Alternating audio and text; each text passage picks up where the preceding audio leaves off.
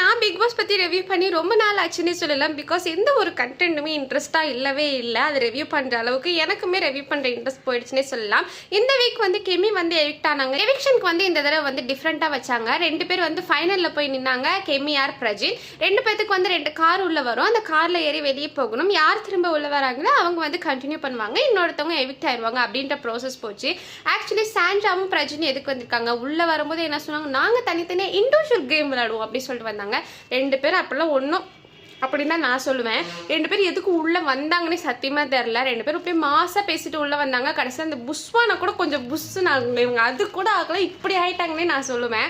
2 பேர் எதுக்குடா உள்ளே இருக்கீங்க, வெளியே போங்கப்பா ஃபஸ்ட்டு, இவங்களை எவிக்ட் பண்ணி அதுக்கு முன்னாடி இந்த பிளேயர்ஸே பரவாயில்ல அப்படின்ற மாதிரி தான் எனக்கு பர்சனலாக ஃபீல் ஆச்சு. பட் இவங்களுக்குன்னு சில பல ஃபேன்ஸ் இருப்பீங்க, அவங்கள நான் தப்பு சொல்ல கிடையாது.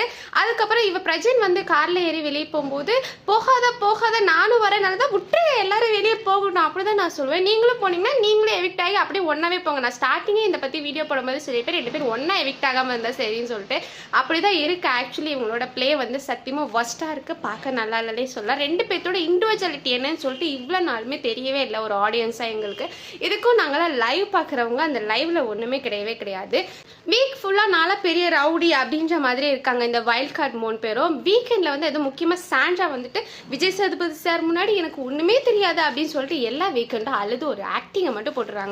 அந்த ஆக்டிங் வந்து வெளிப்படையாக வந்து நல்லாவே தெரியுது. அதனால் அந்த ஆக்டிங்கை யாரும் நம்ப போகிறது கிடையாது. பார்ப்போங்க, இதுக்கு மேலேயாச்சும் இதை கொஞ்சம் தனியாக வந்து கேம் ப்ளே பண்ணுறாங்களான்னு. அப்படி ப்ளே பண்ணதான் கொஞ்சமாச்சும் பார்க்க இன்ட்ரெஸ்டிங்காக இருக்கும். இந்த கேம் ப்ளே சத்தியமாக நல்லா இல்லை. பிக் பாஸ் பற்றின அப்டேட்ஸ் நான் ரெகுலராக போல ட்ரை பண்ணுறேன். பிக் பாஸ் பற்றின அப்டேட்ஸ்க்கும் மறக்காமல் என்னை ஃபாலோ மட்டும் பண்ணிக்கோங்க.